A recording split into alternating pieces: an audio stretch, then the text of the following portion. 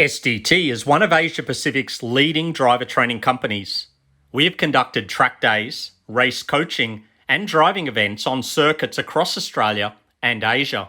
Our sports driver training days are not like happy lap events that have a large number of cars jostling for position. Our track events are limited to 24 drivers, your attendance fee paying for space to practice and do more laps than other track days that have 30 or more cars lapping.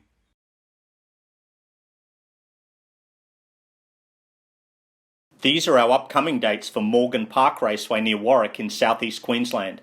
We look forward to seeing both our regular participants and welcoming new drivers. Morgan Park Raceway is a great circuit for driver development as it offers a range of circuit configurations that have curves of varying types and a moderate change of elevation. You will often see our instructors driving at other track days and motorsport events, and with new motorsport facilities planned or under construction, look out for an expansion of our driving programs to other circuits.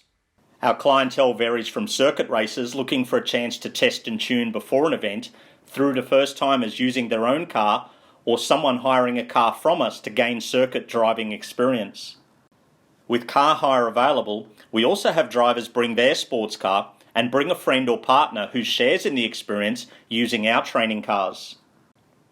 Generally though, our participants have many of the attributes of drivers who love the art of driving, are keen to improve, and are passionate about performance cars. Being a commuter-free zone, a day at the track allows you to enjoy driving without having some nutter on bald, underinflated tyres try to impress you with his stunt driving, only for you to arrive to the same queue behind him.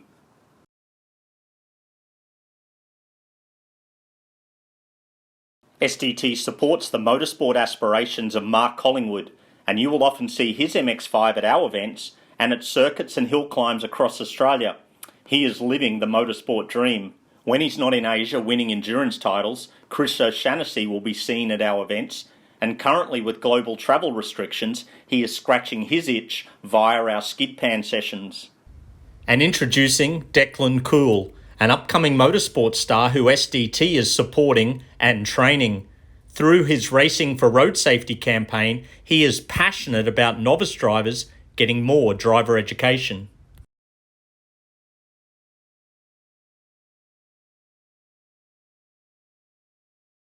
Bring refreshments, a change of clothes and a chair so you can relax between track sessions. Bring extra fuel, especially if your car is trailered or unregistered. Bring tools, zip ties, race tape, an air compressor and spare wheels and tyres. If your vehicle is registered in Queensland, you should contact your CTP insurer and get an extension for its use on a circuit. This could be free or $10 per day. This covers you for any injury you cause to someone else.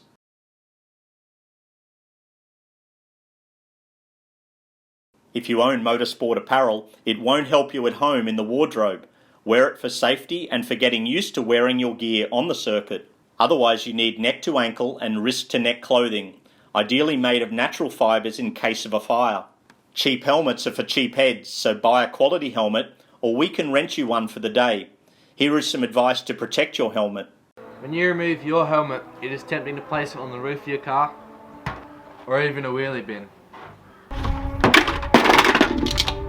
Many expensive helmets have been ruined when they slip off or get knocked onto the ground. Another common mistake people make is holding their helmet by the straps, because one day you're going to drop it.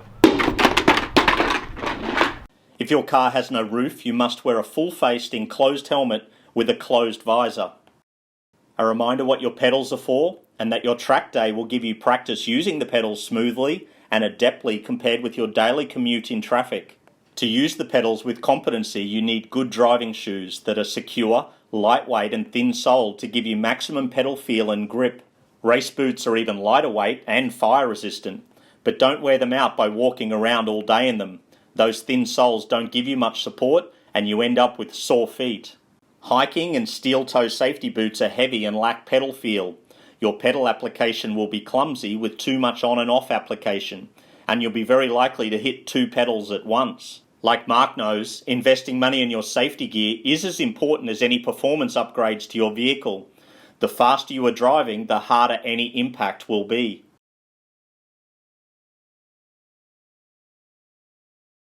Several days before your track day, you should check your engine fluids, giving you time to rectify any problems, especially if your track car is not a daily driver. There is nothing worse than unloading your car at the track to discover a mechanical problem. POWER is a useful acronym. P is for petrol. Do you need a higher octane petrol for the track? Does the car need to be refueled on the way? O is for oil. Does your oil look good, or should an oil change happen?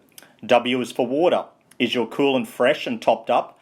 Do you have an intercooler sprayer to refill? Is the windscreen clean inside and out? E is for electrics. Does the car start? Do all the lights work? Is the battery secure? R is for rubber. What tyres are you running on the day? Set the pressures high so you can adjust down as needed. Are the belts and hoses all undamaged? Have any come off before and need rechecking? Brake fluid deteriorates with age and its boiling temperature lowers, so consider a brake fluid change. If topping up, make sure it is from a sealed container, otherwise its properties are reduced, and do not mix different types of fluids. Many drivers have their day at the track ruined by a tyre failure, usually because the cheap, inferior tyre gets too hot and the steel belts fail, or the tyre is not rated for the speeds being driven at. If using street tyres, look at the UTQG rating system on the sidewall. The treadwear rating gives a guide to how hard or soft the rubber is. Softer tyres wear sooner, but provide more grip. This tyre is soft with a tread rating of 80, but its build date is dangerous. Manufactured in the 10th week of 2011 means this tyre is very hard and the rubber is dried and started cracking. It will provide limited grip and will likely fall apart once it gets hot. Tyre pressures are important for both safety and speed, but since the temperature will be cool in the morning and the track will heat up, it's best to keep the pressures high at the start of the day and lower them as needed. It is easy to let them down, but it takes effort to pump them back up. If you are attending just to enjoy your car at high speeds and drive around a circuit, then do not arrive with low pressures or pressures that are different in each tyre. For a sports car on road tyres, you need a cold tyre pressure in the mid-30s, and for semi-slick tyres, a pressure in the mid-20s. If you are chasing low lap times, then tyre pressure adjustments are a science, with many factors to consider including the weight of the car, track temperature, track layout and wheel alignment. But the basics are to set your tyre pressures the same, and once you come in from the track, measure the hot pressure. Typically you are seeking a 4 to 6 psi change from cold to hot. Keep records for future reference. When you arrive, make sure to remove all loose objects. If your floor mats aren't secure, they need to come out as well. Chances are you've had your wheel off since the last track day.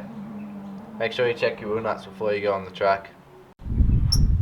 Before you go onto the circuit, you should fit your tow hook. That way if you get stuck in the sand trap, you can be easily rescued. You also want to ensure your battery is secure and can't move and the positive terminal is covered, because if a battery can topple over and the positive terminal can touch on metal, or a crash happens and metal crushes in on the positive terminal, sparking's going to happen from a live battery, and that can potentially ignite flammable liquids or gases in your engine bay, starting a fire.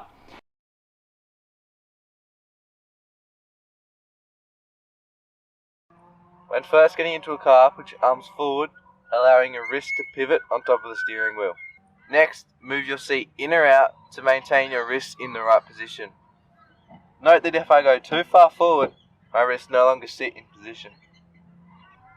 If I steer from this position, the steering wheel is way too close and it's very cramped. And if I was to have a crash, the airbag would explode into me. And if I'm too far back, my wrists won't reach, my arms will be stretched and I'll have limited steering control. When in the right position, you have a bend in your elbow, allowing maximum comfort and steering, and is also airbag safe. Some vehicles have telescopic steering, allowing them to go up and down and in and out.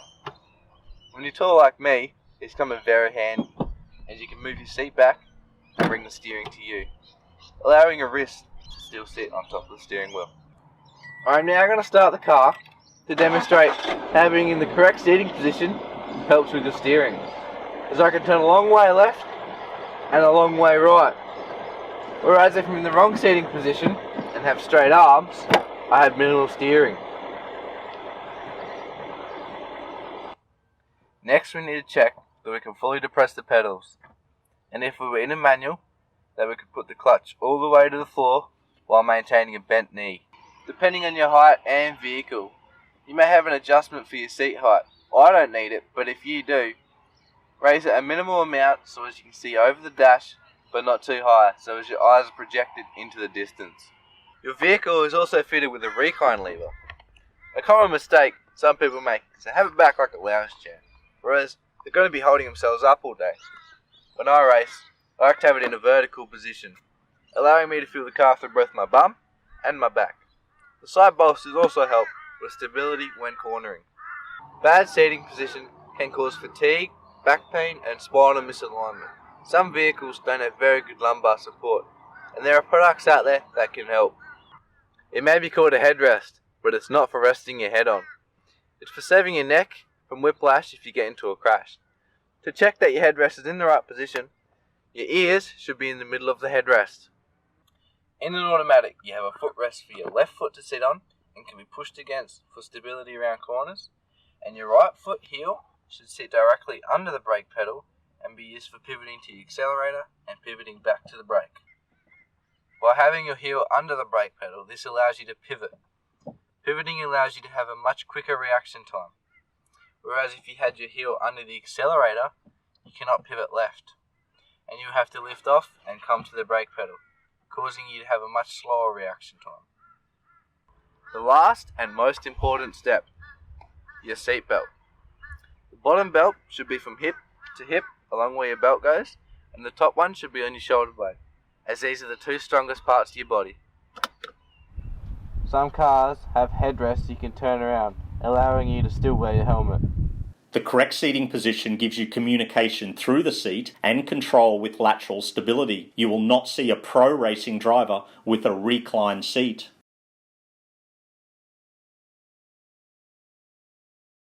Commuters might adopt these steering techniques, but no racing driver would dare control a car so poorly. On the circuit, your hands should be at 9 and 3 on the wheel. For most curves, they can stay in this position. A balanced and equalised position on the steering wheel allows you to make small corrections. On a clockwise circuit, most turns are to the right. Declan has taken off his gloves and opened his visor, so you can see his techniques. Soft hands on the wheel allow you to feel the tyre grip through the steering wheel, plus show that you are relaxed. His eyes ultimately are steering the car.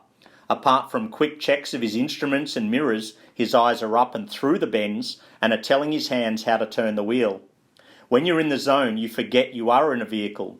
You're instead flying your body to where you are looking. As a comparison, this driver has turned in too early and too aggressively, resulting in steering correction and too much tyre roar as the car slides on the road. We hope you benefited from the advice outlined in this video. Be sure to watch part 2, which covers our track day rules, the meaning of the flags, safety provisions, circuit layouts, driving tips and much more. Contact SDT for more information on our driving programs and be sure to follow us on Facebook.